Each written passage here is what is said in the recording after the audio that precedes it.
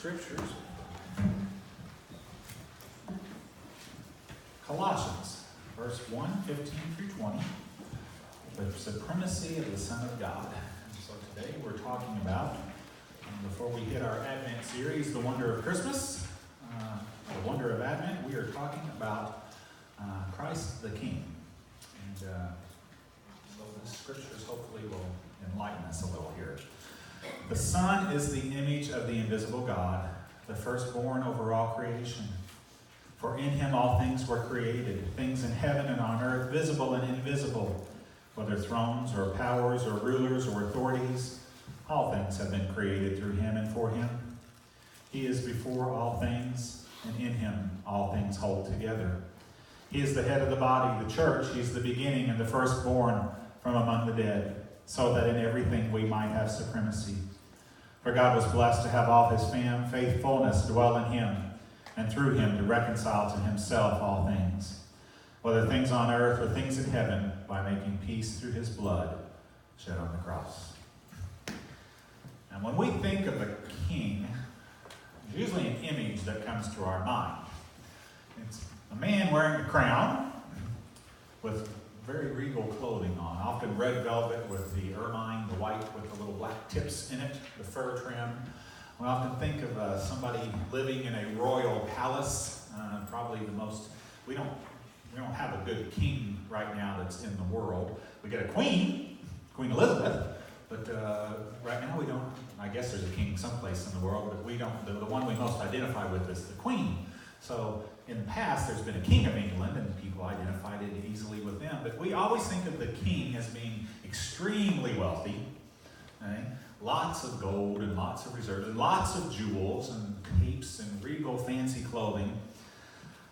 In the time of Jesus, the ruling monarch of Rome had absolute power on earth and was worshipped as sons of the gods. So that was Caesar. Okay? And part of their philosophy, part of their religion, they felt like they were, and this is still true for a lot of monarchies, they feel like they are given a God-given right to rule, that God has chosen them specifically. I don't necessarily agree with that, and most of the population of the United States doesn't either, because that's why we're here in the first place. Okay? But they feel like there was a God-given right. Caesar, any challenge to Caesar's authority would be dealt with quickly and efficiently. Okay? So if you stepped out against Caesar, we hear about Christ's crucifixion, but we don't hear about them lining the roads for miles of crucified people. Okay? And I can't remember what it was called. Was it a nightstick they called it? No, a Roman candle.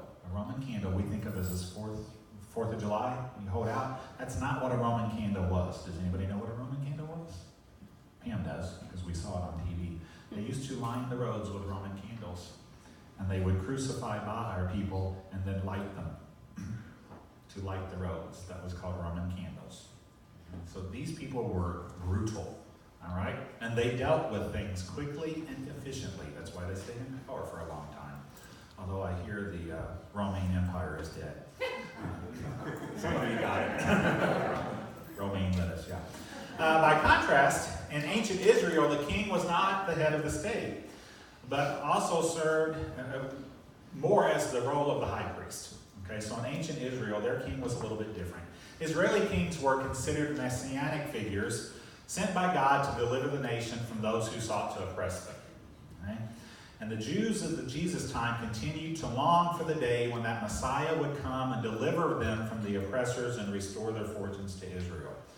And that's one of the reasons I think the week of Passion that we talk about in the spring right before Easter, that the crowds turned so quickly on Jesus, as they were expecting a king to come marching in on a big horse in full armor with a sword, and that's not what Jesus did. And so the Jews turned on him pretty quickly. First century Jewish messianism, that's a hard word to say, was wrought with dreams. Okay? They wanted military victory over the Roman conquerors. They wanted all the Gentiles kicked out of the Holy Land. And they wanted a newly established nation of Israel founded upon their principles, on the principles of the Torah. And it's no wonder that the Roman overlords and King Herod, their puppet king, viewed potential usurpers with extreme caution. And King Herod, if you don't know how he got to be king, he wasn't the king. He was the king of the Jews, but he was selected by Rome. So he was kind of a hand of the Romans. That's one of the reasons he was not so nice. In all this political turmoil and heightened fervor, Jesus was born. And in all this political turmoil and heightened fervor, Jesus was crucified. He lived his whole life in it. Jesus was a poor carpenter, an itinerant preacher from a small town, and could hardly be confused with the king. When you think of the king, you don't think of Nazareth, and you don't think of a carpenter. Yet for a brief moment, his followers dared to dream that he may indeed have been that long-awaited Messiah. Right? And that's what Advent really is all about, is that long-awaited Messiah. But we know more than they did then, because at that time, they didn't know there was no Christmas. There was no Christianity, because Christ hadn't been crucified and Christ hadn't risen yet. So he was just Jesus of Nazareth to some people. There was really nothing regal about him at all. As a matter of fact, if you look and dig around through some of the research, some of the things, we always have these wonderful pictures of Jesus and this peaceful, serene look. And some of the people, some of the descriptions that some people have left over the years, Josephus and some of the famous historians, said he was kind of homely looking. Kind of a scraggly beard, wasn't real tall. We always make him out to be, like the Aryan race, but he wasn't necessarily, we don't know exactly, but some of the descriptions is he wasn't anything special to look at. He had a ragtag little group of followers that were usually from the lower classes of society. He didn't have a lot of the high upper class people with him. He attracted Samaritans, lepers, tax collectors, fishermen, women of ill repute, the poor, and those who were marginalized by the ruling class of religious leaders. And that means those that the ruling class kind of went, kind of looked down their nose on, okay? At best, Jesus could easily be confused with many other zealots and the rabble-rousers that appeared on the scene during the Roman time. And that's something we often forget at Easter, is that there were a lot of people who did claim to be the Messiah, who were rebel-rousers, who tried to stir up trouble against Rome. And some of the people just saw Jesus as another one of them. Adding more to the situation is the fact that Jesus' parentage was somewhat questionable due to the fact that Mary was pregnant before she married Joseph. Okay? Now, we don't think too much about that because we know the whole story, but you know the old wives in that town. An angel my backside. Okay? As Pam's Uncle Jack used to say, sometimes those first babies don't take 9 months. Okay? You know those old women when those people were talking. They were talking, but visited by an angel. I know better than that. Right?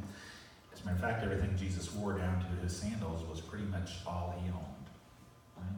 And under Pontius Pilate, the Roman governor stationed in Jerusalem, and so don't get King Herod and Pontius Pilate confused, because Herod was their appointed king, but Pontius Pilate was the governor that was appointed by Rome. He had more power than Herod, actually. Jesus was condemned to death to die by crucifixion, a form of punishment reserved for the lowest class of criminals and traitors. Okay? So if you were upper class, they would be nice and cut your head off. That's the way it was, because that was considered a more regal, I guess, death, because it was quick and it was more painless, and that was considered an upper class execution. If you were middle class, you might get stoned, because that was over more quickly, but if you were lower class, you were crucified. Right? The sign of the cross, proclaiming that this is the King of the Jews, which hung above his head, was not honorific. Okay? At the crucifixion, it was meant to be a joke and an insult. And simply put, it labeled Jesus as just a mere traitor, and a reminder to future rebels that if you want to rebel out and rebel against Rome, this is what's going to happen. Jesus hung with criminals on the outskirts of Jerusalem, naked and bleeding from his wounds, a pitiful sight meant to instill fear among the Jewish population. And to the average person, Jesus was no king, but a man whose life in misery was cut short. And you even have to think that maybe the disciples who followed him all of that time, when they watched him die, spent the next 3 days wondering, why did I waste my life here? Right? But Jesus' journey to kingship begins on the cross in accordance with God's will for us. The church has kind of done a disservice through the generations in a manner in which it's proclaimed Jesus as King of Kings. Right? Early religious artwork portrayed the Lord shows, in which they portray Jesus, they always show him finely dressed. Okay? But as the religious rulers became more ecclesiastical rulers, that's a big word, and the church gained status in the eyes of emperors and kings, the image of Christ began to take on more grandiose looks. Okay? He was portrayed wearing regal robes of the rulers and potentates at the time.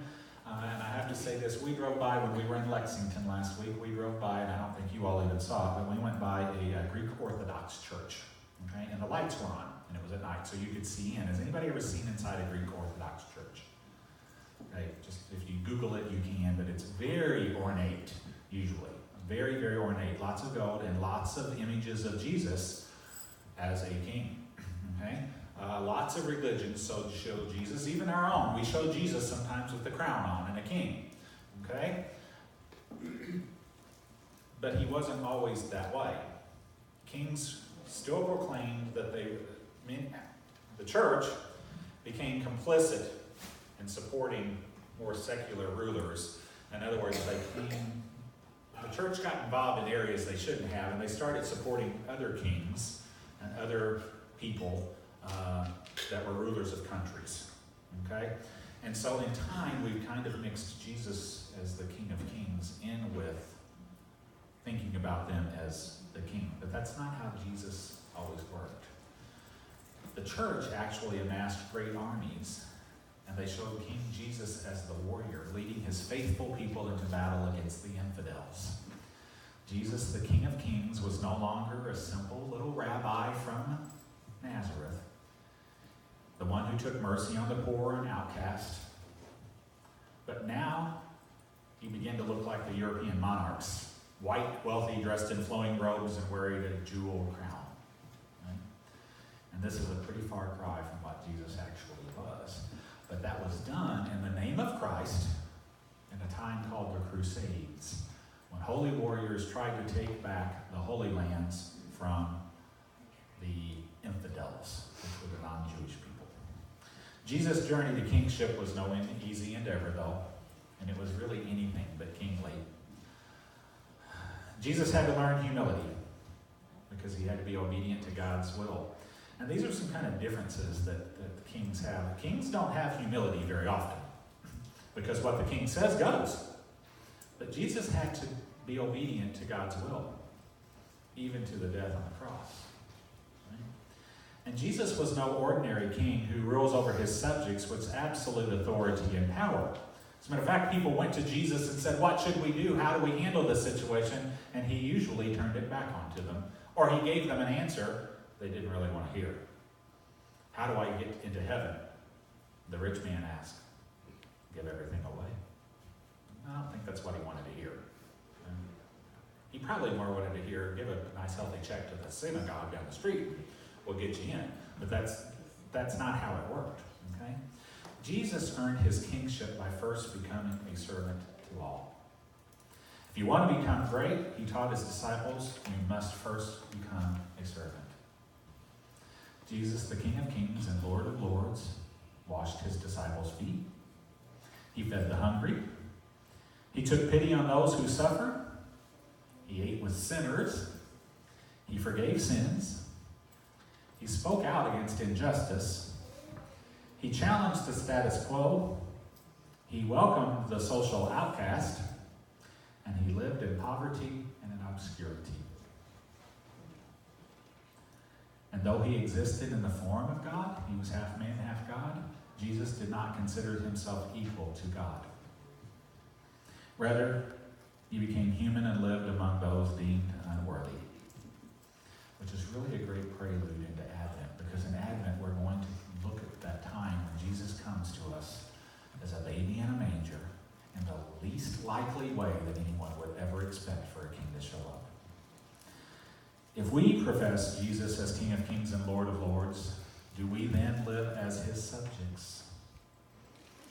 we just give Jesus the title without allowing him any real influence on our day-to-day actions?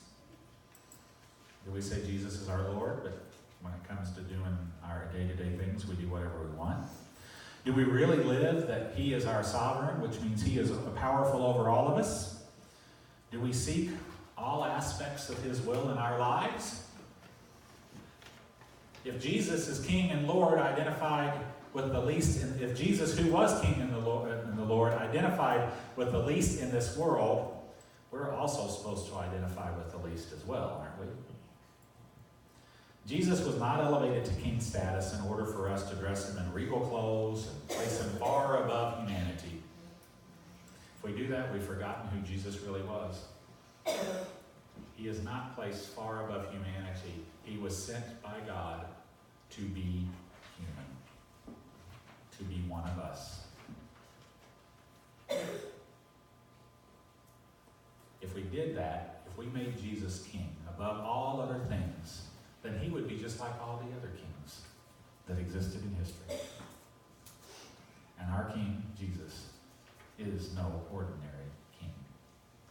And that's a great lead-in to next week when we start with the wonder of Advent and Christmas season, that Jesus came as that baby, unsuspectingly slipped into this earth.